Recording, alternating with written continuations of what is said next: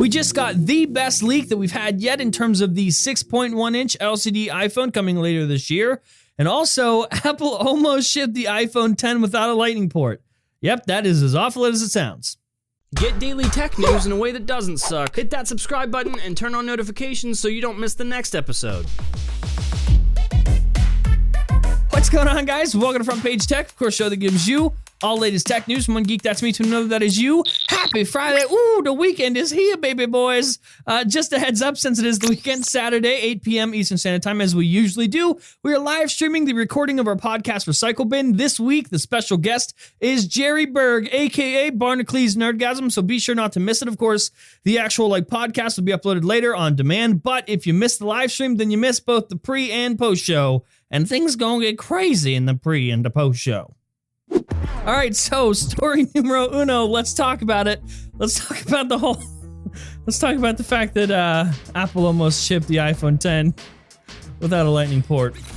Okay, so I'm not laughing because they thought of removing the port, like, just period. I'm laughing because they thought about removing the port on the very first year they even thought about including wireless charging. Obviously, in the future, Apple will go totally portless, absolutely zero holes in the things. And apparently, during the development of the iPhone 10, Apple engineers and designers genuinely thought about totally shipping this thing without the port in it. They thought about removing that wired charging system entirely. But in the end, they decided that it was not feasible at this time because wireless charging was still slower than traditional methods. Also, a fun little fact, including a wireless charger with all new iPhones would also significantly raise the price for the consumer to buy said iPhone. But let's be honest, Apple would have probably shipped the phone and made you buy the wireless charger. Sorry, you can't charge your phone until you pay $90 for the charger. What a terrible, terrible idea this would have been.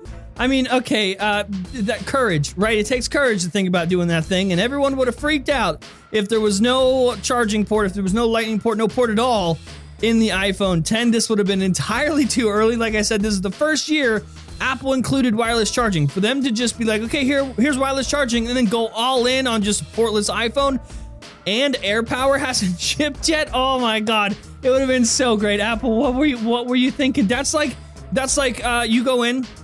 Your foot hurts, so you go into the doctor, and the doctor's like, yeah, sprained your ankle. We'll just cut your legs off. We have wheelchairs, so we'll just cut those off, and you can just use one of those. Okay, so this next one, it really shouldn't surprise you if you're a Samsung fanboy. I'm sorry, but listen, here's the truth. You gotta hear it. Samsung Galaxy S9 didn't sell well. Like, it was sold real bad. Like, it sold pretty much like, I would guess, the same amount of lemonades that I sold at my lemonade stand when I was 5. And apparently, that's causing bad news for Samsung as a whole. You see, Samsung believed going into this year that it would be able to sell like upwards of 350 million units of their smartphones. And that's a reasonable estimate, I guess. Last year, they did sell 320 million units, but there's an issue. There's a disconnect between last year and this year, and that is, I don't know. The phone looks the fucking same as it did last year, maybe. Maybe that's a good guess. Well, because they were expecting to sell 350 million units, it doesn't look good for them, it doesn't look good for shareholders, and they are apparently way, way off their goal. All right, so listen, this sucks, right? Because the Samsung Galaxy S9 is a really great phone. In fact, I'd probably say it is the best Android phone on the market right now. But it doesn't matter because it looks the same. And I keep trying to how many times do I have to tell you guys? It does not matter what the internals of the phone are. It does not. The average consumer doesn't know. We know and we care and we think it's great. But the average consumer, they walk into a store and they see the Galaxy S9. They see that the Galaxy S9 looks exactly like the Galaxy S8, and the Galaxy S8 is cheaper than the S9? Yeah, I'm gonna buy that one. That's just how it goes. So we cannot be shocked that this happened. Samsung, you can't play this game. We're not in the year of like iterative updates. Iteration? Small updates. We can't do that anymore. We're not playing that same game. So Samsung, hopefully you learned your lesson. Either way, with the S10, we know it's gonna be different, so higher hopes next year. Try again, boys. All right, so now let's talk about the upcoming 6.1-inch LCD iPhone, the iPhone that I am most excited for this year. We've been back and forth on what it's going to look like since it's LCD. How is Apple going to make it look the same as the iPhone 10? That's impossible, but I keep telling you, it's going to look the same. And now we have a photo, and guess what? It looks the same. Okay, so first of all, I need to mention that this photo comes from a very, very good source. The source gave it to BGR, and BGR confirmed it with other sources. The original source has literally been accurate every single time they've leaked something. And also, I will put my own credibility on the line here because I know who the source is.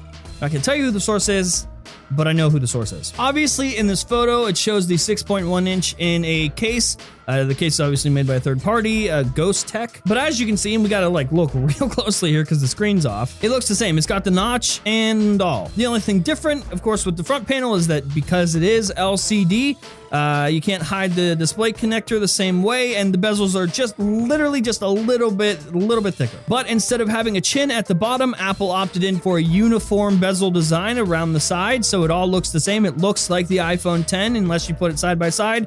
You couldn't really tell. And then if you go to the back, as expected, there's a single lens camera setup. Something interesting though. You see, a lot of people poo-poo the fact that there might be a single lens camera on the back of this LCD iPhone. They say it's going to be its downfall. But also, this single lens right here is bigger than other lenses we've seen in iPhone, specifically single lenses. So it's pretty safe to assume that the 6.1 inch LCD iPhone will feature a brand new sensor and new optics in this mid-range phone. So I'm gonna wait to poo-poo this thing until we actually see it in action. So there you go, the iPhone 10 design, including Face ID, and is that rear camera going to affect your buying decision? Will that steer you away from this 6.1 inch model? I personally am very, very excited about it. I'm curious if you guys are interested in buying it. I'm pretty sure I'm gonna buy one, or two, or three.